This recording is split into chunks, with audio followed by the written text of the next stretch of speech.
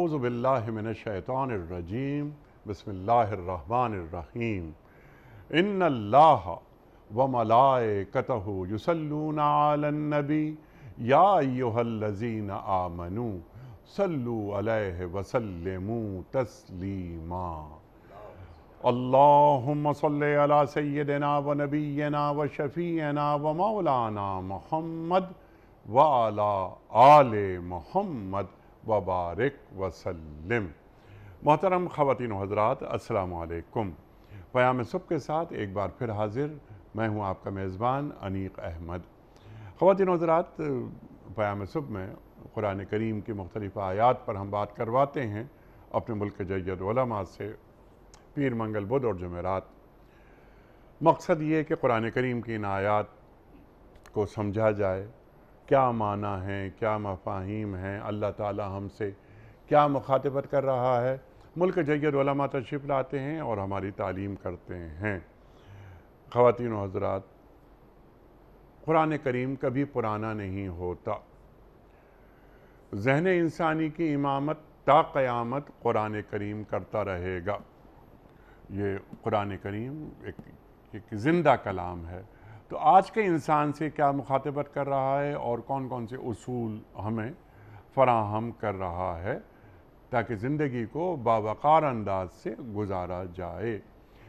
آج ہم نے سورہ لقمان کی آیات 17، 18 اور 19 کو منتخب کیا ہے۔ باپ نصیحت کر رہا ہے بیٹے کو۔ خواتین و حضرات، باپ کی نصیحت بیٹے کے لیے قرآن کریم۔ اور باپ کون؟ حضرت لقمان، جو نبی نہیں ہیں۔ وہ بیٹے سے کہہ رہے ہیں کہ اے میرے بیٹے، پہلا کام تو یہ کہ تم نماز قائم کرو۔ اس کے فوراً بعد اور نیکی کی بات کیا کرو، نیکی کا حکم دیا کرو، اور وَاصْبِرْ عَلَىٰ مَا أَصَابَكَ، اور جب بھی تم پہ کوئی مصیبت آئے تو تم صبر کیا کرو۔ یہ باتیں تاکید کے ساتھ اللہ تعالیٰ فرما رہا ہے کہ یہ باتیں تاکید کے ساتھ کہی جا رہی ہیں یا اولاد کو سمجھائی جا رہی ہیں۔ لوگوں سے منہ پھیر کر بات نہ کرنا، زمین پر اکڑ کر نہ چلنا، اللہ کسی خود پسند کو اور فخر جتانے والے کو پسند نہیں کرتا۔ اللہ اکبر۔ اگلی نسل کی تربیت ہو رہی ہے۔ اپنی چال میں اعتدال اختیار کرو، اپنی آواز کو پست رکھنا۔ چیخم پکار بات ہو رہی ہے، چیخ کے بات ہو رہی ہے، اور اللہ تعالیٰ فرماتا ہے کہ سب آوازوں سے زیادہ بری آواز گدھوں کی آواز ہوتی ہے۔ خواتین و حضرات، ان آیات کے آئینے میں ہم اپنا چہرہ دیکھیں کہ ہم کیا اپنی اولاد کو جو تربیت ہم کر رہے ہیں جس انداز میں، ان میں یہ نکات موجود ہیں یا نہیں، یا صرف ہم نے ایک کاروبار کے لیے اولاد باصلاحیت ہو جائے، اگر وہ مثال کے طور پہ CSS کر رہی ہے اولاد، تو وہ ایک اچھا افسر بن جائے، اچھا بینکر ہو جائے، اچھا IT ایکسپرٹ ہو جائے، وغیرہ وغیرہ۔ لیکن یہ جو انسان کو انسان بنایا جا رہا ہے اور جینے کا سلیقہ سکھایا جا رہا ہے، جو ایک والد سکھا رہے ہیں اپنی اولاد کو، کیا ہم ایسا کر رہے ہیں؟ ٹو ڈوز کے حوالے سے بھی ہم بات کریں گے، اور ایک سوال ہم یہ بھی رکھیں گے کہ ہمارے معاشروں میں جو کرختی پیدا ہو گئی ہے، یعنی آداب گفتگو بھولتے جا رہے ہیں، لوگوں کا شکریہ ادا کرنا بھولتے جا رہے ہیں، کیا اس کی وجہ یہ تو نہیں کہ والدین نے اولاد کی تربیت پر توجہ دینا ذرا کم کر دیا ہے؟ تشریف فرما ہے محترم علامہ سید رضی جعفر صاحب قبلہ۔ خواتین و حضرات، کون آپ سے واقف نہیں، ہمارے ملک کا معروف، مقبول اور محبوب نام پیام صبح کا لازمی جز تشریف لاتے ہیں، اور ہم علامہ صاحب سے ہمیشہ سیکھتے ہیں۔ علامہ صاحب کو خوش آمدید کہتے ہوئے پروگرام کا آغاز اللہ تعالیٰ کے بابرکت نام سے، سورہ لقمان آیات 17، 18 اور 19۔ أعوذ بالله من الشيطان الرجيم بسم الله الرحمن الرحيم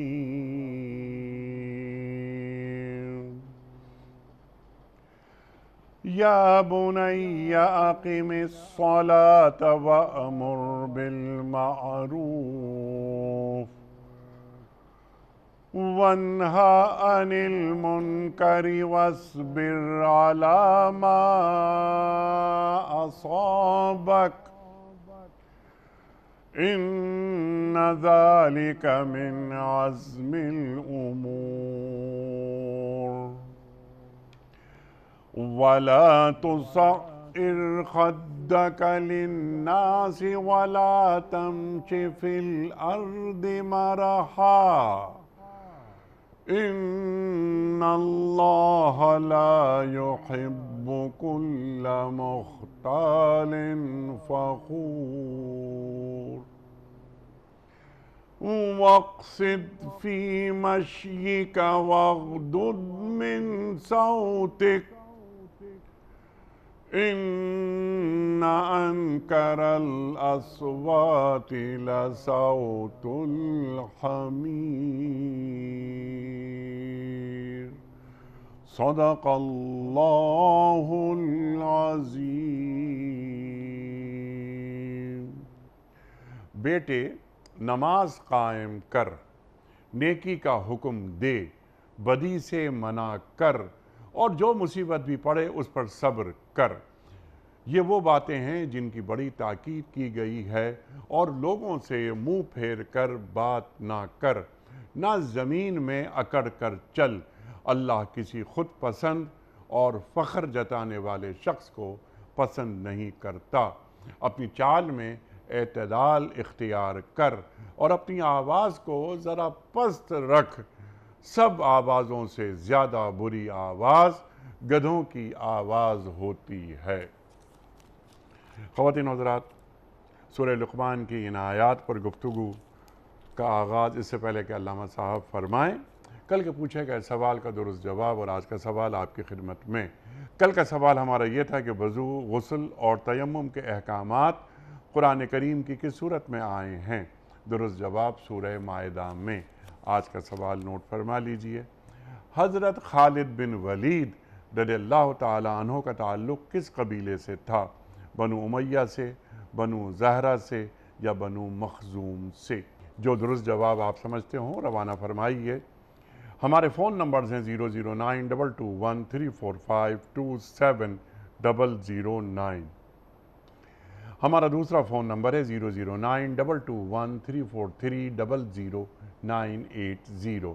ہمارا واٹس ایپ کا نمبر ہے 0092321825019 حضرت علامہ صاحب ارشاد فرمائیے، ایک والد نصیحت کر رہے ہیں اولاد کو، مخاطبت ہو رہی ہے یا بنیا، یعنی ایک پیار، وہ لہجہ اپنائی، اے میرے پیارے بیٹے، شفقت، سبحان اللہ۔ ارشاد۔ اعوذ باللہ السمیع العلیم من الشیطان اللعین الرجیم، بسم اللہ الرحمن الرحیم۔ حقیقت یہ ہے کہ آپ کا یہ پیام میں صبح کا پروگرام انتہائی عالی شان پروگرام، الحمدللہ، اور اس کو آپ عالی شان طریقے سے سجاتے بھی ہیں۔ اللہ سورہ لقمان قرآن مجید کے اہم ترین سوروں میں سے ایک سورہ ہے جو اخلاقی نصیحتوں سے بھرا ہوا ہے۔ ضمناً عرض کروں کہ جناب لقمان ایک غیر معمولی شخصیت ہے۔ جی ہاں، نبی تو نہیں تھے جیسا کہ آپ نے انٹرو میں یہ بات فرمائی، لیکن غیر معمولی شخصیت، اتنی غیر معمولی شخصیت تھی کہ ان کے پاس فرشتے آتے تھے اور گفتگو کا تذکرہ ان کے ہے موجود۔ فرشتے آئے، ان کا اے لقمان، اللہ نے آپ کو بادشاہت پیش کی ہے۔ جواباً کیا فرمایا؟ فرمایا کہ یہ حکم ہے یا پیشکش ہے؟ فرشتے نے کہا کہ نہیں، حکم نہیں ہے، پیشکش ہے۔ کہا پھر نہیں چاہیے۔ اگر حکم ہوتا تو ظاہر ہے کہ اس کا حکم کوئی ٹال نہیں سکتا، پیشکش ہے، نہیں چاہیے۔ تو اس کے جواب میں قدرت نے ان کو حکمت عطا کی، فَآتَيْنَا الْحُکْمَ ہم نے سبحان اللہ۔ جناب لقمان کو حکمت عطا کی۔ ان کی خصوصیات میں خصوصیت یہ بھی تھی، کوئی شخص ان سے اگر اللہ کے نام پر کوئی سوال کرے ہرگز رد نہیں کرے۔ تفاسیر میں یہ بات لکھی ہوئی ہے انہی کے حالات میں، اسی سورہ کی تفسیر میں، کہ ایک شخص آیا، اس نے کچھ سوال کیا، ان کے پاس اس وقت کچھ نہیں تھا، ان کا بھی کچھ نہیں ہے میرے پاس، اس نے اصرار کیا، پھر ان کا بھی میں نے عرض کیا کچھ نہیں ہے، اس نے کہا آپ کو اللہ کا واسطہ مجھے کچھ دیجیے، کہنے دیکھو تم نے ایسا واسطہ دی کہ میں انکار نہیں کر سکتا ہوں، مگر میرے پاس کچھ ہے نہیں، ایسا کرو مجھے بازار لے چلو، غلام بنا کر بیچ دو۔ وہ بھی شاید بہت پریشان حال تھا، اس نے غلام کو لے گیا بازار اور ان کو فروخت کر دیا۔ جس شخص نے خریدا تھا وہ اپنے گھر لے گیا، دیکھا بڑا ہی مہذب انسان، بڑا پیارا انسان، بڑا سلیقے کا انسان ہے، عبادت میں مصروف ہے، لہجہ بہت پیارا ہے، ہر لحاظ سے بہت ہی سالڈ انسان۔ جی کچھ عرصے کے بعد اس کو کہیں جانا تھا اس مالک کو، اور اس نے گھر کی تعمیرات کے لیے کچھ سامان منگوا کر رکھا تھا، لوہا لکڑ جو بھی ہوتا تھا، اور اس کا خیال تھا کہ جب میں واپس آؤں گا تو 6 مہینے میں اس کو بنواؤں گا۔ اس نے کہا بھی دیکھو میں گھر بنانے کے لیے سامان لے کے آیا تھا، مگر میں اب کسی سفر پر جا رہا ہوں، تم کا خیال رکھنا۔ اور اس نے ضمن کہہ دیا تھا میں آنے کے بعد اس کو بنوانے کا ارادہ اس لیے سامان منگوایا۔ وہ چلا گیا تو جناب لقمان نے چند روز کے اندر وہ بلڈنگ کھڑی کر دی۔ جب آیا اس نے مکان دیکھا، ہے یہ کس نے بنا دیا؟ جی تو انہوں نے کہا کہ بس آپ نے کہا تھا کہ مکان بنانا ہے، تو میں نے کہا جب تک آپ ہیں نہیں میں فارغ ہوں، میں نے مکان بنا دیا، اتنا خوبصورت مکان، آپ ہیں کون؟ کہا اب یہ بات چھوڑ دیجئے، آپ مجھے غلام کے حساب خرید چکے ہیں، میں آپ نے کام بتایا تھا میں نے کر دیا، نہیں بتانا پڑے گا، چھوڑیے اس بات کو۔ پھر اس نے کہا کہ آپ کو اللہ کا واسطہ، اللہ اکبر اللہ اکبر کہنا آپ نے اب ایسا واسطہ دیا کہ میں انکار نہیں کر سکتا ہوں، اسی واسطے کی بنا پر میں غلام بھی بنا۔ پھر انہوں نے اپنی پوری داستان سنائی، پھر اس شخص نے بہت معذرت کی، میں انتہائی معذرت خواہ ہوں کہ آپ جیسی شخصیت عظیم المرتبہ شخصیت کو میں نے اپنا غلام بنا کے رکھا، بہت معذرت چاہتا ہوں۔ تو یہ ہے جناب لقمان، اور انہی کے نصیحتوں کو اللہ نے اپنے کلام پاک کا جز بنا دیا، سبحان اللہ سبحان کہ اللہ۔ قیامت تک جب تک انسانیت زندہ ہے، یہ کلام زندہ ہے، اور جناب لقمان کا ذکر زندہ رہے، جی پوری صورت پورا سورہ انہی کے نام سے، انہی کے نام سے۔ انہی کے نام سے۔ آپ کی اجازت سے جی علامہ صاحب، ایک شخص نے سوال کیا حضرت لقمان سے کہ یہ جو حکمت کی دانائی کی باتیں آپ فرماتے ہیں، یہ کیسے یہ حکمت آپ کے پاس آئی، اتنی دانائی کی باتیں، یہ دانائی کیسے آئی آپ کے پاس؟ تو حضرت لقمان نے کیا جواب دیا، سبحان اللہ سبحان اللہ، میں سچ بولتا ہوں، نمبر 1، نمبر 2 میں امانت دار ہوں، اللہ اکبر، تیسری بات میں غیر ضروری باتیں نہیں کرتا۔ نہیں کرتے ہیں، یہ 3 باتیں آپ نے سمجھا دی۔ یہ دیکھیے کہ سچ بولنا، امانت داری، امانتوں کا پاس رکھنا، اور غیر ضروری باتوں سے پرہیز۔ پرہیز کرنا۔ اللہ اکبر اللہ اکبر۔ ایک شخص آیا، کیونکہ آپ جی کا رنگ سیاہ تھا، آپ کے موٹے موٹے ہونٹ تھے وغیرہ وغیرہ، یعنی تو کسی نے مذاق اڑایا کہ یہ کیسا آپ کا رنگ ہے، کیسے آپ کے ہاتھ پاؤں کیسے ہیں۔ تو لقمان فرماتے ہیں، حضرت لقمان، کہ تم مخلوق کی برائی کر رہے ہو یا اس کے یا خالق کی؟ کیا بات، اللہ اکبر اللہ اکبر۔ ارشاد۔ جہاں تو یہ جو آپ نے تیسری بات میں کہی کہ بلا وجہ بات نہیں کرنا، بظاہر یہ جناب داؤد کے زمانے کے آدمی ہیں۔ جی ایک روز گئے جناب داؤد سے ملنے، تو انہوں نے دیکھا کہ وہ لوہے کو یوں کر رہے ہیں، کچھ بنا رہے ہیں۔ سوچا کہ میں پوچھوں، پھر سوچا نہیں، دیکھو کیا کر رہے ہیں۔ جناب داؤد کو اللہ نے ہنر دیا وہ تھا جی ہاں، کہ وہ لوہے کو یوں کرتے تھے اور موم کی طرح نرم بن ہو جاتا جاتا تھا، اس سے ذرہ بن جاتی تھی، تیار ہو گئی۔ تو جناب داؤد نے شکر خدا ادا کیا کہ پالنے والے تیری عطا کی بنا پر میں یہ ذرہ تیار کرنے میں تیار ہو گیا۔ جناب لقمان نے پھر بعد میں کسی سے کہا کتنی اچھی بات ہے کہ میں اس وقت خاموش رہا، خود مجھے معلوم ہو گیا، پوچھنے کی ضرورت ہی نہیں پیش آئی۔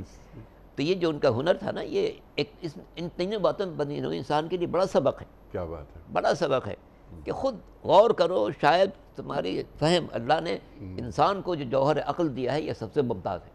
کائنات میں کوئی شے انسان کی اس صفت میں برابری نہیں کر سکتی، اللہ نے اس کو جوہر عقل سے نوازا ہے۔ سبحان اللہ، العقل ما عبد بہ الرحمن بکتس بہ الجنان، عقل وہ ہے، سرکار فرماتے عقل وہ ہے جس کے ذریعے اللہ کی معرفت بھی حاصل ہوتی ہے اور نجات کا راستہ حاصل کیا جاتا ہے۔ سبحان اللہ، تو جناب لقمان، اللہ تعالیٰ ان کے درجات بلند کرے، اور علیہ السلام کہنے میں کوئی حرج نہیں ہے، وہ ایک انتہائی بلند مرتبہ انسان، صاحب حکمت و صاحب دانش۔ قرآن نے جب کہا ہے کہ آتینا لقمان الحکمت لیشکر اللہ، ہم نے لقمان کو حکمت دی تاکہ اللہ کا شکر ادا کریں۔ سبحان اللہ، تو گویا حکمت و دانائی کا اولین تقاضا یہ ہے کہ انسان اپنے رب کا شکر ادا کرے، سبحان اللہ، جس سے اس کو پوری توانائیاں دی، آنکھیں دی، روشنی دی، ہاتھ دیے، قوت گرفت دی، پیر دیے، چلنے کی طاقت دی، زبان دی، قوت گفتار دی، تمام صلاحیتوں سے نواز کر انسان کو بھیجا۔ تو جناب لقمان کی ان تمام نصیحتوں میں ایک پیغام ہے دنیا انسانیت کے لیے، اور چونکہ قرآن قیامت تک کی زندہ کتاب ہے، جیسا کہ آپ نے انٹرو میں یہ بات فرمائی ہے اور سچ فرمائی ہے، زندہ کتاب ہے، یہ نصیحتیں زندہ رہیں گی، اور ہر شخص کو پیش نظر رکھنا چاہیے کہ میں اپنے اولاد کی کس طریقے سے تربیت کروں، سبحان اللہ، کیا کیا باتیں اسے سکھاؤں۔ پہلی بات جو سکھائی ہے کہ نماز قائم کرو، کیونکہ نماز سے بشریت عروج پاتی ہے، نماز عبد کو معبود سے ملاتی ہے۔ کیا بات ہے، سبحان اللہ، سبحان اللہ، یہ واحد عمل ہے جس میں انسان اللہ سے باتیں کرتا ہے۔ روزہ ہے وہ بھی واجب ہے، لیکن اللہ سے باتیں نہیں کرتا اس میں انسان۔ زکوٰۃ دیتا ہے، عمل اچھا ہے، کار خیر ہے، مگر اللہ سے باتیں نہیں کرتا۔ حج ہے، اس میں انسان سارے باتیں کرتا ہے، لبیک کا ایک جملہ اللہ سے کہتا ہے لیکن باتیں نہیں کرتا۔ نماز وہ جس میں بات کرتا ہے، ایاک نعبد و ایاک نستعین، کہنے والے میں تیری عبادت کرتا ہوں، تجھ سے مدد مانگتا ہوں، اہدنا الصراط المستقیم، جو سیدھے راستے پر رکھے۔ تو یہ نماز ایک غیر معمولی شرف ہے انسانیت کا، اور سرکار دو عالم صلی اللہ علیہ وآلہ وسلم نے نہ صرف یہ کہ اعلان رسالت سے پہلے بھی عبادت کی ہے، غار حرا میں جاتے تھے عبادت کرنے کے لیے، کیونکہ نماز کا سلسلہ جناب ابراہیم سے چلا آ رہا ہے، بلکہ شاید اس سے پہلے بھی آ رہا ہے، کیونکہ جناب ابراہیم نے دعا کی تھی ربنا وجعلنا مقیم الصلاۃ، پڑھنے والے ہمیں نماز گزاروں میں شمار فرما۔ سبحان اللہ، تو یہ نماز کا سلسلہ ہمیشہ رہا ہے، اوصانی بالصلاۃ والزکوٰۃ، ہم نے نصیحت کی، ان کو وصیت کی نماز اور زکوٰۃ کی۔ تو نماز ایک انتہائی شرف ہے جو انسان اپنے اللہ سے باتیں کرتا ہے، اور جیسا کہ قرآن نے کہا کہ نماز تمہیں برائیوں سے روکتی ہے، ان الصلاۃ تنہی عن الفحشاء والمنکر، نماز انسان کو برائیوں سے، ناپسندیدہ باتوں سے روکتی ہے۔ نماز پڑھنے والا اپنے جسم کو پاک رکھے گا، نماز پڑھنے والا اپنے لباس کو پاک رکھے گا، نماز پڑھنے والا اوقات کی پہچان رکھے گا، نماز پڑھنے والا ڈائریکشن کو پیش نظر رکھے گا، نماز پڑھنے والا غصبی چیزوں سے محفوظ رکھے گا، اپنے آپ کو محفوظ رکھے گا، نماز پڑھنے والا گھر کو ایسا رکھے گا کہ اس میں کسی حرام کی آمیزش نہ ہو، غصبی نہ ہو، چھینا ہوا نہ ہو، اس کے حق کو ادا کیے بغیر نہ اس کو ادا کرے۔ تو یہ تمام چیزیں ایک نماز میں انسان کو شامل کر دیتی ہیں۔ ٹھیک، تو پہلا حکم جناب لقمان یہ دیتے ہیں کہ نماز قائم کرو، کیونکہ نماز انسان کو بہت سی باتوں سے بچا لیتی ہے۔ اس کے بعد ہے کہ وامر بالمعروف، دیکھو نیکی پر ترویج کرتے رہنا۔ انسان اس زمین پر جو آیا ہے اس کے لیے کسی شاعر نے بالکل سچ کہی ہے کہ درد دل کے واسطے پیدا کے انسان کو، ورنہ طاعت کے لیے کم تھے، کچھ کم نہ تھے کرو میاں۔ صرف عبادت انسان کی غرض نہیں ہے، بلکہ پوری بندگی انسان کی غرض ہے۔ یہ جو قرآن میں کہا کہ ما خلقت الجن والانس الا لیعبدون، تاکہ ہماری بندگی کریں، اس سے مراد ہے کہ زندگی کا ہر شعبہ بندگی ہے۔ ہم اگر کسی غریب کی مدد کر رہے ہیں تو بندگی ہے، ہم کسی یتیم کی پرورش کر رہے ہیں تو یہ بندگی ہے، ہم اگر کسی بیوہ کی خبر گیری کر رہے ہیں تو یہ بندگی ہے، ہم کسی راستے سے پتھر ہٹا رہے ہیں تاکہ بندگان خدا کو تکلیف نہ پہنچے تو یہ بندگی ہے۔ تو پوری زندگی ہماری انسان کی بندگی بن جائے۔ تو وامر بالمعروف، نیکیوں کی ترویج کرتے رہو، بندگان خدا کو بتاتے رہو کہ دیکھو یہ راستہ اچھا نہیں، یہ اچھا ہے، یہ راستہ خراب ہے۔ تو نیکی کی ترویج کرتے رہنا۔ یہ انسان قرآن کی ہر آیت کو ہمیں اپنی زندگی میں ڈھال کے دیکھنا چاہیے۔ کہ کیا ہم اپنی اولاد کو ہم یہ وصیت کرتے ہیں، نصیحت کرتے ہیں کہ بیٹا نماز پڑھو، اول وقت نماز پڑھو؟ اور اگر وہ نماز نہیں پڑھتا تو کیا ہمارے ماتھے پہ کوئی شکن نمودار ہوتی ہے، یا ہم اس کو بہت ہی ایک معمولی بات سمجھ کے ٹال دیتے ہیں؟ اس سے پہلے کیا ہم خود وقت پہ نماز پڑھ رہے ہیں؟ ہمارے ایک بزرگ مجھے یاد ہے اسی کراچی میں، کہ اپنے اولاد کی نماز کے سلسلے میں اتنے وہ مستقل مزاج تھے، سخت ہے، کہ اگر کسی بچے نے اول وقت نماز نہیں پڑھی، دیر میں پڑھی، تو ناشتے کے وقت سارے بچے کرسی پہ بیٹھ کے کھائیں گے اور اسے زمین بھیجا جائے گا، تاکہ اس میں صحابی آدمی سے کچھ غلطی ہوئی ہے۔ اور اگر اس نے نماز قضا کی، اس دن اس کا ناشتہ بند۔ تو یہ ایک طریقہ ہوتا تھا سمجھانے کا کہ بھئی ایک اہم ترین چیز ہے، اللہ سے بات کرو پھر آؤ۔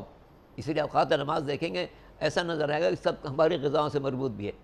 پہلے اللہ کو یاد کرو، صبح کی نماز پڑھو، پھر ناشتے پر آؤ۔ دوپہر کو اللہ کو یاد کرو، پھر کھانے پر آؤ۔ شام کو اللہ کو یاد کرو، پھر چائے کے ناشتے پر آؤ۔ پھر رات کو اللہ کو یاد کرو، پھر کھانے پر آؤ۔ جی ہاں، بچوں کو سمجھانے کا طریقہ، تو یہ ایک طریقہ بتایا گیا کہ رازق اللہ ہے، رازق اللہ ہے، اور اس کو یاد کرو پھر غذا کی طرف جاؤ، تاکہ تمہارے رزق میں برکت بھی پیدا ہوگی۔ ٹھیک ہے، تو اس سے جناب اور اللہ سے جڑاؤ، ہاں اللہ سے جڑاؤ، جڑاؤ کہ تمام عبادتوں کو اس طریقے سے انجام دو کہ خالق تمہیں دیکھے کہ تم اپنے اوقات نماز کو بھی پیش نظر رکھتے ہو، غذا کا وقت غذا بعد میں استعمال کرتے ہو، نماز پہلے پڑھتے ہو، یعنی روح کو پہلے غذا پہنچاتے ہو، جسم کو غذا بعد میں پہنچاتے ہو۔ سبحان اللہ۔ تو اس طریقے سے جناب لقمان اپنے بیٹے کو حکم دے رہے ہیں کہ بیٹے دیکھو نماز قائم کرنا، پھر نیکی کا حکم دیتے رہنا، بندگان خدا کو بتاتے رہنا کون سا راستہ صحیح ہے، کون سا راستہ غلط ہے، اور برائی سے روکتے رہنا۔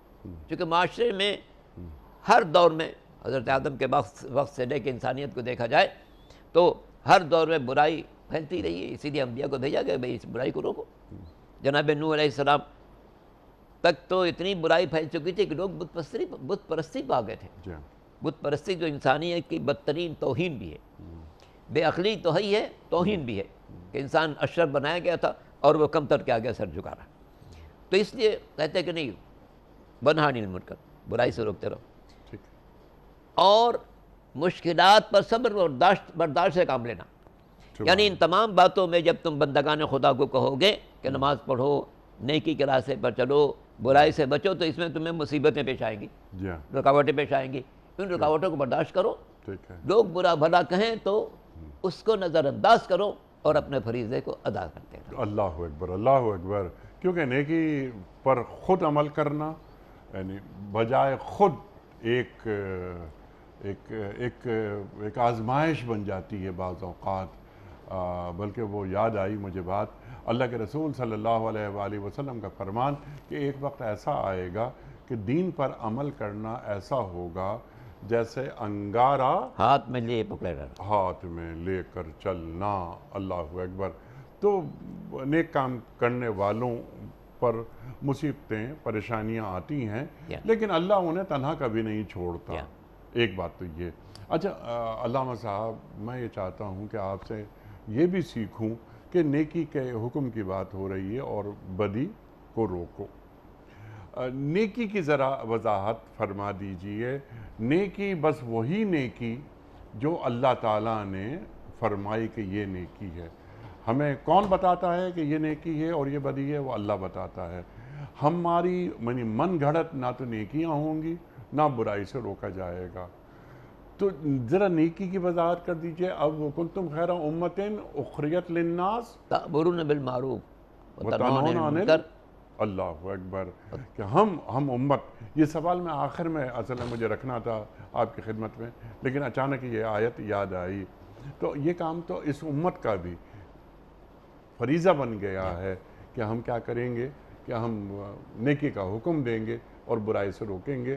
یہ باپ اپنے بیٹے کو تعلیم کر رہا ہے۔ تو بچوں کو جو نیکی کا حکم دیا جاتا ہے کہ نیکی کو پھیلانا ہے، تو نیکی سے کیا مراد ہے، اور ایک بچے کے ذہن میں نیکی کا تعارف کس انداز سے کرایا جاتا ہے؟ سبحان اللہ، بہت اچھا سوال ہے جناب، اور آپ تو ہمیشہ اچھے سوال کرتے ہی ہیں، خود اچھے انسان، اچھا سوال۔ کاش۔ قرآن مجید میں سورہ ملک میں تو حیات و موت کی غرض ہی نیکیوں کو قرار دیا گیا. الذی خلق الموت والحیات لیبلوکم ایکم احسن عملا. سبحان اللہ. اس نے زندگی موت کو پیدا کیا تاکہ تمہارا امتحان لے ٹھیک. کون نیکیوں میں آگے بڑھنے کی کوشش کر رہا ہے. احسن عملا، حسن عمل سے بڑھ کر احسن عمل. سبحان اللہ. اسی لیے آیت جو آپ نے پڑھی تدعون الی الخیر، خیر کی طرف تم دعوت دینے والے ہو. سبحان اللہ. اس کے بعد ہے تامر بالمعروف، نیکی کا حکم دینا، خیر کی دعوت دینا. ان دونوں کا اللہ نے الگ الگ بیان کیا کہ بہت سے باتیں ہیں جن میں ہم امر نہیں کر سکتے، دعوت دے سکتے ہیں. نماز کے لیے بچے کو امر کر سکتے ہیں مگر پڑوسی کو دعوت دے سکتے ہیں. تو اس سے ہم دیکھتے ہیں کہ جس آیت کی آپ نے تلاوت فرمائی اس میں تدعون الی الخیر تأمرون بالمعروف، جی. خیر کی دعوت دو گے، نیکی کا حکم دو گے. تو اس کا مطلب ہے کہ خیر کی منزل اور ہے اور معروف کی منزل اور ہے. نیکیوں کو معروف کہنے کے ایک وجہ ارباب تحقیق نے یہ بھی لکھی ہے کہ فطرت انسانی اس کو پہچان رہی ہے. سبحان اللہ. سبحان اللہ. سبحان فطرت اللہ. انسانی اس کو پہچان رہی ہے اور منکر فطرت انسانی اس کو نہیں پہچان رہی ہے، ناپسندیدہ قرار دے رہی ہے. تو چونکہ انسان پیدا ہوا ہے، لقد خلقنا انسان فی احسن تقویم، ہم نے انسان کو بہترین پیکر میں پیدا کیا ہر اعتبار سے. پوری کائنات میں اس جیسا کوئی پیکر نہیں ہے، اس جیسا کوئی حسین نہیں ہے.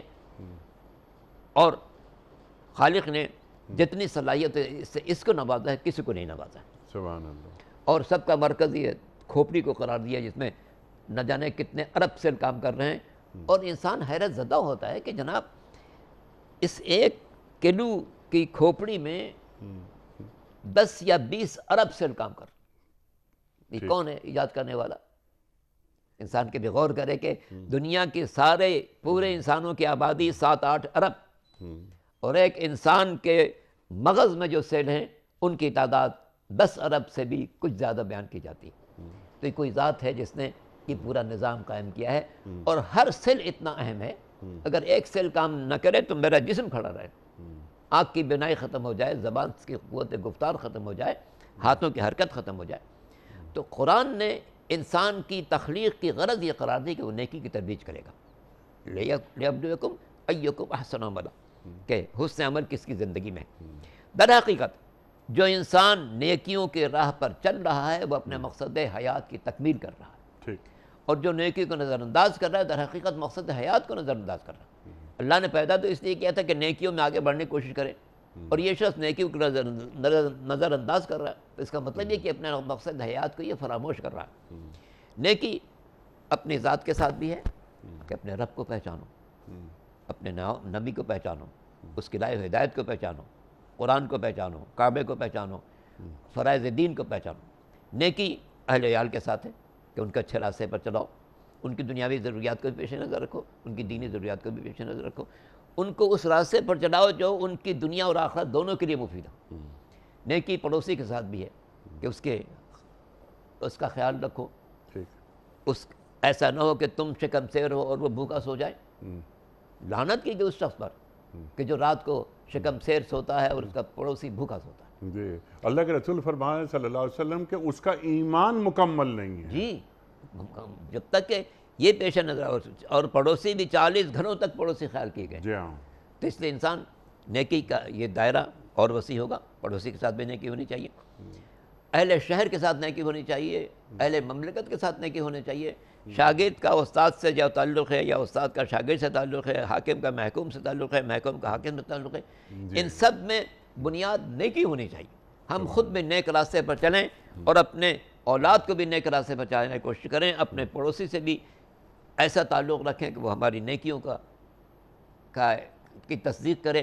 ماں باپ کے ساتھ نیکی ہے کہ ان کی آواز پر اپنی آواز بلند نہ کریں. جب وہ چلیں تو ہم ان کے آگے نہ چلیں، جب وہ آئیں تو ہم کھڑے نہ رہیں، بیٹھے نہ رہیں، بلکہ ہم کھڑے ہو کر استقبال کریں. کوئی ایسا کام نہ کریں جس کے بنا پر لوگ میرے ماں باپ کو برا کہیں. اللہ. تو یہ نیکیوں کا دائرہ قرآن نے اتنا وسیع قرار دیا ہے. اور اسی لیے انسان جو ہے وہ قدرت کی بارگاہ میں پہلی منزل جو بیان کی گئی سورہ زلزال میں، وَمَن يَعْمَلْ مِثْقَالَ ذَرَّةٍ خَيْرًا يَرَى وَمَن يَعْمَلْ مِثْقَالَ ذَرَّةٍ شَرًّا يَرَى، نیکی ذرے کے برابر بھی ہے تو کام آنے والی ہے۔ ٹھیک، انسان اس بات کو پیش نظر رکھے کہ میں اس کائنات میں پیدا ہوا ہوں نیکیوں کے راستے پر چلنے کے لیے، اور یہ دیکھنے کے لیے کہ میں نیکی کے راہ پر کتنا قدم رکھ رہا ہوں۔ تو اس نیکی کا دائرہ ذات تک بھی ہے، سب سے پہلے اللہ کو پہچانو، ٹھیک، مقصد حیات کو پہچانو، نبی کو پہچانو، نبی کے ارشادات کو پہچانو، کوشش کرو کہ میں اس راستے پر چلوں، پھر اسی نیکی کو اپنے اولاد تک منتقل کرو، گھر والوں کو بھی دین کا پابند بنانے کی کوشش کرو، پڑوسیوں سے بھی تعلقات وہ رکھو جو سرکار دو عالم چاہتے ہیں، جو پسند کرتے ہیں، صلی اللہ علیہ وسلم، اہل وطن سے بھی تمہارا سلوک وہ ہونا چاہیے جو خیر کی دعوت ہو، تدعون الی الخیر، تم لوگ دعوت خیر دیتے ہو۔ تو بندگان خدا کے لیے دائرہ جتنا وسیع کرتے چلائیں گے، اسی لیے ہم دیکھتے ہیں کہ کائنات میں جو ذات پوری کی پوری کائنات کے لیے رحمت بن کر آئی، اس کے لیے اللہ نے کیا فرمایا، وَمَا أَرْسَلْنَاكَ إِلَّا رَحْمَةً لِلْعَالَمِينَ، میرے حبیب ہم نے آپ کو پوری کائنات میں جمادات بھی ہیں، نباتات بھی ہیں، حیوانات بھی ہیں، انسان بھی ہیں، انسانوں میں انبیاء بھی ہیں، مرسلین بھی ہیں، ہادیان برق بھی ہیں۔ سرکار کے لیے جب فرمایا کہ ہم آپ نے کائنات کو رحمت بنایا، اس کا مطلب یہ ہے کہ سرکار دو عالم جمادات کے لیے بھی رحمت ہے، نباتات کے لیے بھی رحمت ہے، حیوانات کے لیے رحمت ہے، انسانوں کے لیے رحمت ہے، انسانوں میں انبیاء کے لیے رحمت ہے، مرسلین کے لیے رحمت ہے، ہادیان برحق کے لیے رحمت ہے ہمیں۔ اور پھر فرمایا لَقَدْ كَانَ لَكُمْ فِي رَسُولِ اللَّهِ أُسْوَةٌ حَسَنَةٌ، تمہارے لیے رسول کی زندگی بہترین نمونہ عمل ہے۔ جس طرح سرکار ساری کائنات کے لیے رحمت بن کر آئے، تم پر تقاضا یہ ہے کہ تم بھی بندگان خدا کے ساتھ رحمت کا پیغام دے۔ سبحان اللہ، سبحان اللہ، نیکی تمہاری عادت بن جائے اور یہ عادت تمہاری نسل میں منتقل ہو جائے، بس یہ دین کا تقاضا ہے۔ اور یہ جو عقل انسانی کی بات جو آپ فرما رہے تھے، یہ عقل انسانی جو 10 ارب سے زیادہ سیل ہیں ہمارے جیسے آپ نے فرمایا کہ کھوپڑی میں، اس عقل کو وحی کے تابع کیسے بنانا ہے تاکہ نیکی وہ جو من جانب اللہ ہو اور سرکار کے اسوہ حسنہ کے مطابق ہو۔ سند آ رہی ہے سرکار دو عالم صلی اللہ علیہ وآلہ وسلم سے یا نہیں، فاستبقوا الخیرات، تیزی سے قدم بڑھاؤ، سبقت کو لے جاؤ، سبقت لے جاؤ، نیکی کے کاموں میں مسابقت کرو، آگے بڑھنے کی کوشش کرو۔ اللہ اکبر۔ تو اس انداز سے اولاد کی تربیت ہونی چاہیے، لیکن پہلے ہم یہ آیات مکمل کر لیتے ہیں، پھر ٹو ڈوز پہ آتے ہیں۔ صبر، اب یہ جو بات ہے نا، وَاصْبِرْ عَلَىٰ مَا أَصَابَكَ، ارشاد فرمائیے کہ ہم اگر بیٹے کے کمرے کا اے سی خراب ہو جاتا ہے تو ہمیں پریشانی ہوتی ہے، اس کے بہترین کپڑے وغیرہ وغیرہ، اس کی ضرورتوں کا نہیں بلکہ اس کے تعیش کا خیال رکھا جاتا ہے۔ یہاں کیا بیان فرمایا جا رہا ہے کہ دیکھو پریشانیاں آتی ہیں زندگی میں، اور جب تم نیکی کی باتیں کرو گے، نیکی کے پیامبر بنو گے تو کیا ہوگا؟ مشکلات آئیں گی، مشکلات آئیں گی تو تم صبر رہنا۔ اللہ اکبر، یعنی اولاد کی تربیت یعنی ان خطوط پہ ہو رہی ہے۔ ارشاد۔ اور صبر ایک ایسی منزل ہے کہ انما یوفی الصابرون اجرہم بغیر حساب، کسی نیکی کے سلسلے میں یہ جملہ نہیں کہا گیا جی ہاں کہ اس کا اجر بغیر حساب ملے گا، مگر ہاں۔ صرف صبر ایسا ہے جی، جس سے اندازہ ہوتا ہے کہ انسان جو نیکی کے راہ پر چلے گا اس کو دنیا میں مشکلات اٹھانی پڑیں گی۔ ٹھیک، وہ جناب نوح علیہ السلام ہوں یا سرکار دو عالم ہوں یا ان کے بعد ان کی امت کے افراد ہوں جو اچھے راستے پر چلنا چاہتے ہیں، چونکہ معاشرہ ہمیشہ سے برائیوں کی طرف راغب رہا ہے۔ ان النفس لامارۃ بالسوء، نفس بھی انسان کو برائی کی طرف ترغیب لے جاتا ہے۔ نفس کی خواہشات کو کچلنا یہ صبر کی منزل، یقیناً نفس انسان کا چاہے گا اس کو برائی کی طرف ترغیب کرے، مگر جب بھی کسی برائی کے سامنے آئے تو انسان اپنی عقل سے سوچے کہ یہ بات جو میں کر رہا ہوں یہ سرکار دو عالم کی رضا کے مطابق یہ خلاف ہے۔ مجھے ایک بات یاد آ گئی، ہاسپٹل میں تھا، مجھے آپریشن ہوا تھا، تو ڈاکٹر صاحب مجھ سے باتیں کرنے لگے۔ میں نے کہا جناب دیکھیے فلاں بات، میں نے کہا دیکھیے میں لکیر کا فقیر ہوں، کہ آپ تو ممبر پر بڑی روشن خیالی کی باتیں کرتے ہیں، دنیا بھر میں جاتے ہیں تبلیغ کے لیے، آپ لکیر کے فقیر کیسے تھے؟ کسی منصوبے کا ذکر کیا تھا؟ میں نے کہا جناب میں جب کوئی کام شروع کرنا چاہتا ہوں تو ایک لکیر کھینچتا ہوں، اگر یہ لکیر سرکار دو عالم تک پہنچ گئی تو سمجھتا ہوں یہ کام صحیح ہے، اور اگر وہ لکیر نہیں پہنچی سرکار تک تو میں سمجھتا ہوں یہ کام غلط ہے۔ اللہ اکبر. تو میں اس فقیر کا فقیر ہوں جو سرکار دو عالم نے کھینچ دی ہے. جی اقبال کیا فرماتے ہیں کہ اگر بہو نہ رسیدی تمام بو لہبیس. تمام بولا حبیز. اگر سرکار دو عالم صلی اللہ علیہ وآلہ وسلم تک نہیں پہنچ رہے تو زندگی ابو لہب کی زندگی ہے مصطفیٰ برساں خویش را کہ دی ہماؤس. اگر بہو نہ رسیدی تمام بو لہبیس. سبحان اللہ. تو یہ انسان کو زندگی میں آئیڈیل بنانا چاہیے، اسی کو اس کو اللہ نے آئیڈیل قرار دیا.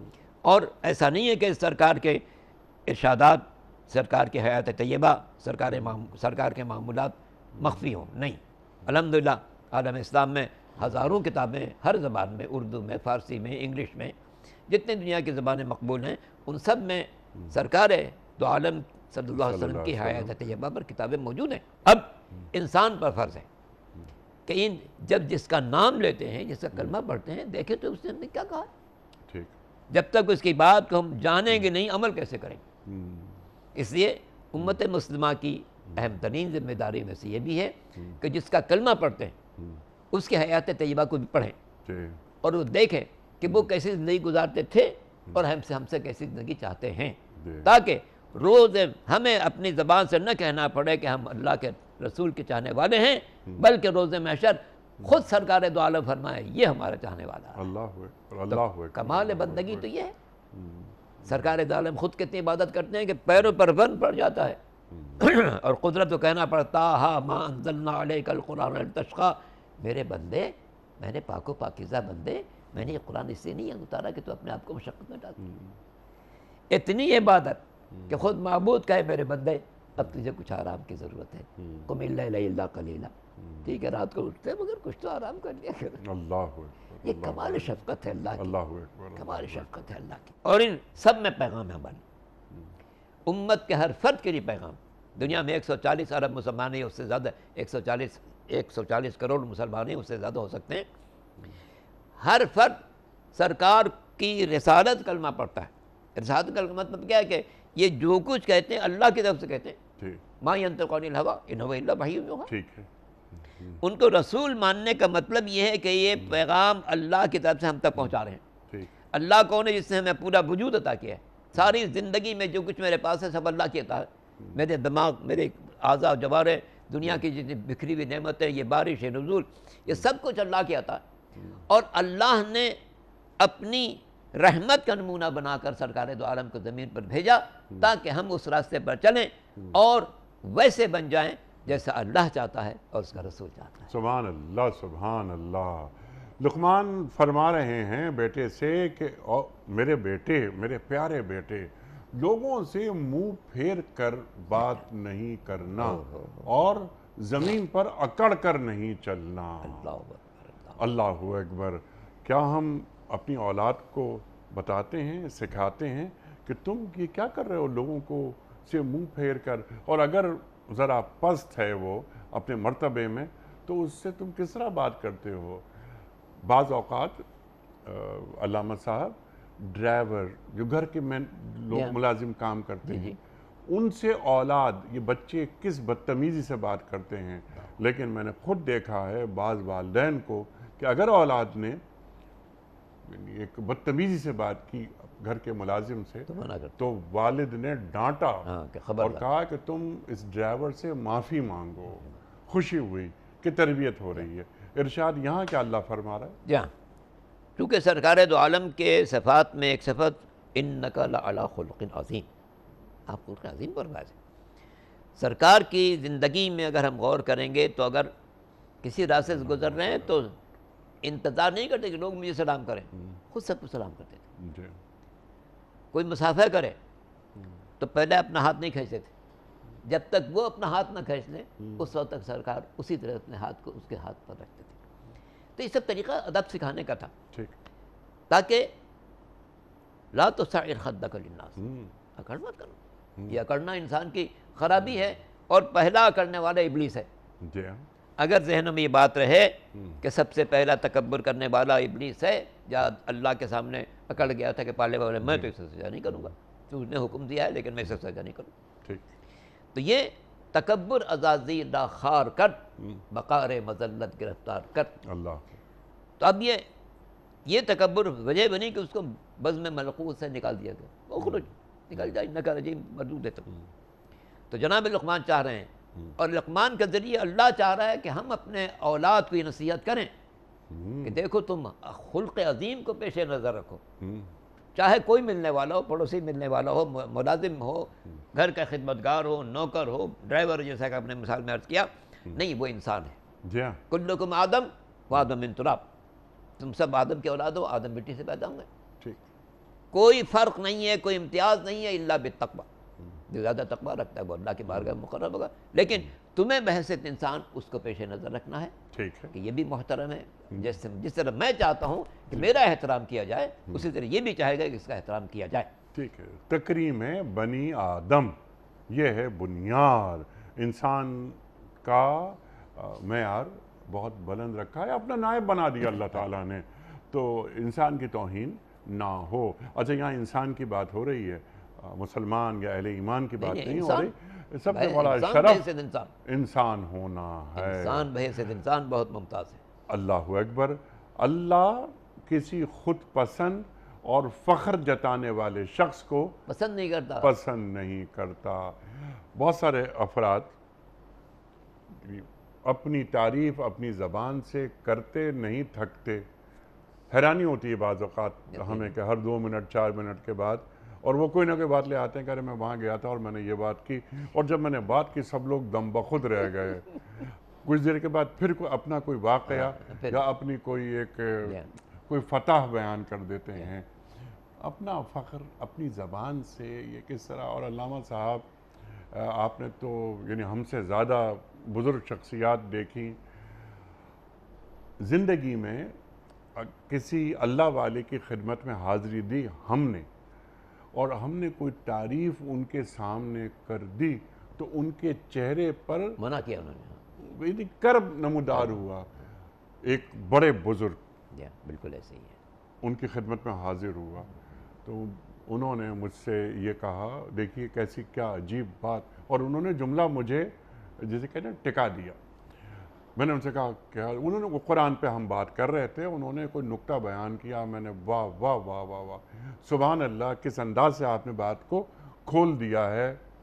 میں نے اس انداز سے بات کہیں اور نہیں سنی. میں نے ذکر ان سے کیا، کہنے لگے آپ ہماری تعریف کر رہے ہیں، اس کا مطلب یہ ہے کہ آپ پڑھے لکھوں میں بیٹھے نہیں ہیں. اللہ اکبر، اللہ اکبر، اللہ اکبر. اگر آپ پڑھے لکھوں میں بیٹھے ہوتے تو ہماری تعریف نہیں کر رہے ہوتے. اللہ اکبر. تو خود کو چھوٹا بنا کر پیش کرنا، الکبر و ردائی. بالکل. اور جو میری رضا کو اختیار کرے گا میں کو تباہ کروں گا. جی، یہ تکبر میری چادر ہے، مجھ سے میری چادر نہ کھینچو. اللہ فرما رہا ہے. کسی کو حق نہیں ہے اس چادر کو کھینچنے کی. یہ یعنی ہم دیکھتے ہیں صبح و شام. جی جناب، کہ کیا ان کا قد ہے اور کس طرح یہ بات کرتے ہیں. اللہ اکبر. اچھا علامہ صاحب، وقت مکمل ہو رہا ہے تو 2-3 باتیں مزید باقی رہ گئی ہیں. اپنی چال میں اعتدال اختیار کرو، چال شریفانہ ہو، سکھایا جا رہا ہے. اب یہ باپ سکھا رہا ہے اولاد کو. ارشاد. دھیمی رفتار ایک تو انسان کے وقار کو بڑھاتی ہے کہ ابھی کوئی مہذب انسان جا رہا ہے. دوسرے، تیز چلنے میں خود انسان کے لیے اپنا خطرہ ہے کہ کہیں پیر پھسل جائے، گر پڑے، ٹھوکر لگ جائے. اسی لیے سرکار دو عالم صلی اللہ علیہ وسلم کے بارے میں بہت معروف ہے، کتاب میں لکھا ہوا کہ حضور کے قدم بہت آہستہ ہوتے تھے.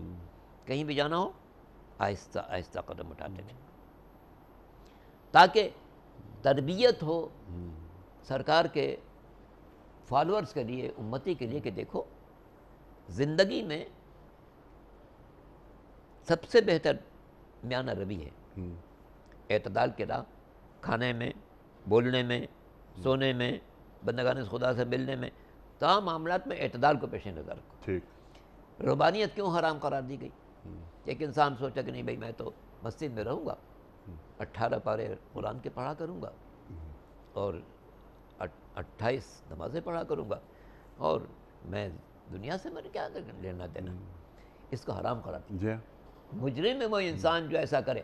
جی ہاں، ٹھیک ہے، اللہ نے اس انسان کو اس لیے بھیجا ہے کہ یہ مخلوق ہے معاشرتی، سب کا خیال رکھنا ہے، رب کا خیال رکھنا ہے، رسول کا خیال رکھنا ہے، بیوی کا خیال رکھنا ہے، بچوں کا خیال رکھنا ہے، ماں باپ کا خیال رکھنا ہے، بھائیوں کا خیال رکھنا ہے، پڑوسیوں کا خیال رکھنا ہے، بندگان خدا کا خیال رکھنا ہے۔ ٹھیک، تو اس لیے زندگی کے اعتبار کو اس آیت میں واضح کیا جا رہا ہے کہ دیکھو چلنے میں بھی تیز رفتاری کرنا یہ تمہاری سنجیدگی کے خلاف ہے۔ سنجیدہ انسان، باوقار انسان ہمیشہ آہستہ قدم رکھتا ہے تاکہ نگاہ قدرت میں محبوب ہو، سرکار دو عالم کا اس میں حسرت بھی اس کے پیش نظر رکھے، اور تیز چلنے کے جو نقصانات ہیں اسے بھی محفوظ رہے۔ اور اس کے بعد جو فقرہ ہے وہ بہت سخت ہے۔ جی ہاں، اپنی آواز ہلکی رکھو، دھیمی رکھو، اور اس کے بعد کا فقرہ کیا ہے؟ جی ہاں، ان انکر الاصوات، اللہ اکبر، بدترین آواز۔ ظاہر ہے کہ ہم اگر کمرے میں ہیں اور پڑوس میں کوئی گدھے صاحب نے وہ ڈھیچو ڈھیچو کرنے لگے جی ہاں، تو ظاہر ہے کہ واقعاً آواز سب سے بری ہے۔ گھوڑے کی آواز اتنی بری نہیں ہے، بیل کی آواز اتنی بری نہیں ہے، باقی جانوروں کی آواز اتنی بری نہیں جتنی بری آواز گدھے کی ہے۔ تو یہ ایک طریقہ سمجھانے کا تھا کہ دیکھو جس طرح سے اس کی آواز کری سننے میں خراب لگتی ہے انسان کہ بھئی کیسے ہی بول رہا ہے اس وقت، کیسے ہی بول رہا ہے۔ دیکھو کبھی اپنی آواز ایسی مت رکھنا کہ لوگوں کے لیے خرابی محسوس ہو، لوگ اس کو خراب محسوس کریں۔ نہیں، تمہارے الفاظ ایسے ہوں کہ لوگ تمہارے کہیں کہ واہ واہ کتنی اچھی بات کر رہا ہے، کتنا اچھا کلام ہے۔ اور اس میں بھی سرکار دو عالم صلی اللہ علیہ وسلم کے پیش نظر رکھنا چاہیے کہ مشرکین جو دن میں پیغمبر کی مخالفت کرتے تھے، جب رات کو سرکار دو عالم صلی اللہ علیہ وسلم اپنے گھر میں تلاوت کرتے تھے تو آواز اتنی حسین ہوتی تھی، اتنی خوشنما ہوتی تھی کہ دن بھر مخالفت کرنے والے گھر کے اطراف میں جمع ہو جاتے تھے اور حضور کی زبان سے تلاوت کلام پاک سنتے رہتے تھے۔ ٹھیک، اور عجیب منظر ہوتا جب قدرت کی طرف سے کبھی کبھی بجلی چمکا دی جاتی تھی، سب ایک دوسرے کے چہرے دیکھ رہے تھے، اچھا تم دن میں مخالفت کر رہے تھے ابھی سننے آئے ہو؟ وہ کہتا تھا ہاں تم بھی مخالفت کر رہے تھے ابھی سننے آئے ہو۔ یہ کیا کلام کا حسن تھا۔ تو جناب لقمان اپنے بیٹے کو سکھا رہے ہیں کہ دیکھو تمہارے کلام میں حسن ہونا چاہیے، جس طرح سرکار دو عالم کی زندگی میں ایک حسن کلام کا بھی نظر آتا ہے، حسن رفتار کا بھی نظر آتا ہے، حسن کردار کا بھی نظر آتا ہے، تمہاری زندگی میں بھی حسن الفاظ کا بھی ہونا چاہیے، کردار کا بھی ہونا چاہیے، رفتار کا بھی ہونا چاہیے۔ سبحان اللہ، سبحان اللہ۔ اور کسی محفل میں بیٹھ کر اپنی آواز کو بلند کر کے بات نہ کریں، یعنی پھیپڑوں کی قوت سے نہیں جیتیں، دماغ کی قوت سے محفل پر غالب آئیں اگر شوق ہو غالب آنے کا، ورنہ گفتگو ہوتی ہے، گفتگو جیتنے ہارنے کے لیے نہیں ہوتی۔ سبحان اللہ۔ تو بعض لوگ دیکھتے ہیں نا، آئے محفل میں اور انہوں نے چیخ چیخ کے بات کرنی شروع کر دی تاکہ لوگ متوجہ ہو جائیں ان کی طرف۔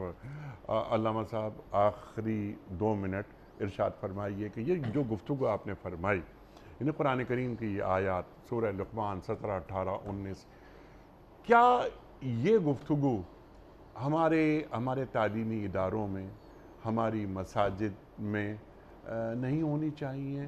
جمعے کے خطبے ہوتے ہیں، 2.5 لاکھ سے زیادہ مساجد، یقیناً تربیت اولاد کے تعلق سے کتنی اہم، کتنی مفید آیات ہیں، نہیں سنتے ہم۔ افسوسناک بات یہ ہے کہ 2.5 لاکھ مساجد تو یقیناً موجود ہیں، جی، مگر بکثرت مساجد سیاست کی نظر ہو چکی ہیں، اور ہمارے تعلیمی نظام میں بھی جی، کوشش ہوتی کہ یہ ڈگری مل جائے، جی، انسان نہیں بنایا جائے۔ قدرت چاہتی پہلے انسان بناؤ، ٹھیک، دین کا تقاضا یہ پہلے اس کو انسان بناؤ، پھر اس کو ہنر سکھاؤ۔ کوئی بھی ہنر سیکھ سکتا ہے لیکن پہلے انسان تو بنے۔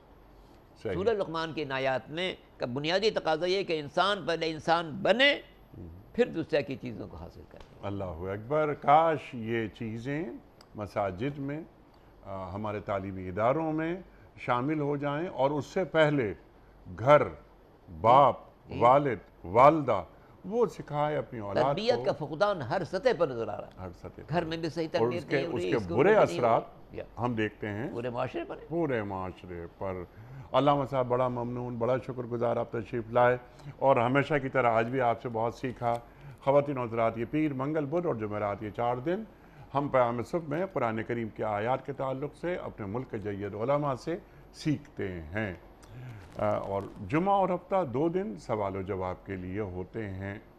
آپ اور ہم جانتے ہیں کہ وہ سوالات ہم اس لیے لیتے ہیں کہ ہمارے ذہنوں میں کوئی کنفیوژن باقی نہ رہے۔ کوئز۔ کل کا سوال ہمارا یہ تھا کہ وضو، غسل اور تیمم کے احکامات قرآن پاک کی کس صورت میں آئے ہیں؟ درست جواب سورہ مائدہ میں۔ آج کا سوال نوٹ فرما لیجئے۔ حضرت خالد بن ولید رضی اللہ تعالیٰ عنہ کا تعلق کس قبیلے سے تھا؟ بنو امیہ سے یا بنو زہرہ سے یا بنو مخزوم سے؟ جو درست جواب آپ سمجھتے ہوں روانہ فرمائیے۔ ہمارے فون نمبرز ہیں 009221345270009۔ ہمارا دوسرا فون نمبر ہے 009221345000980۔ ہمارا واٹس ایپ نمبر ہے 009232182509194۔ علامہ صاحب، یہ وقت قرآن اندازی کا، گزارش ایک پرچی نکال کر اعلان فرما دیجئے۔ آج کے ونر کون ہیں؟ بہت تہ سے نکالی آپ نے پرچی۔ یہ ہیں ثنا رشید حیدرآباد سے۔ ثنا رشید حیدرآباد سے آپ کی خدمت میں دنیا ٹی وی کی جانب سے دینی کتب پر مشتمل گفٹ ہیمپر آپ کے گھر بذریعہ کوریئر روانہ کیا جا رہا ہے۔ آپ کو بہت بہت مبارک ہو۔ پیام صبح کا اختتام ہوتا ہے روزانہ ایک قول پر، اور وہ قول ہوتا ہے صاحب نہج البلاغہ امیر المومنین حضرت علی مرتضیٰ کرم اللہ وجہہ کا۔ آپ فرماتے ہیں، اور سبحان اللہ کیا قول ہے، کہ ہمیشہ سچ بولو تاکہ تمہیں قسم کھانے کی ضرورت نہ پڑے۔ ہمیشہ سچ بولو تاکہ تمہیں قسم کھانے کی ضرورت نہ پڑے۔ اپنے میزبان انیق احمد کو کل تک کے لیے اجازت دیجیے۔ خدا حافظ۔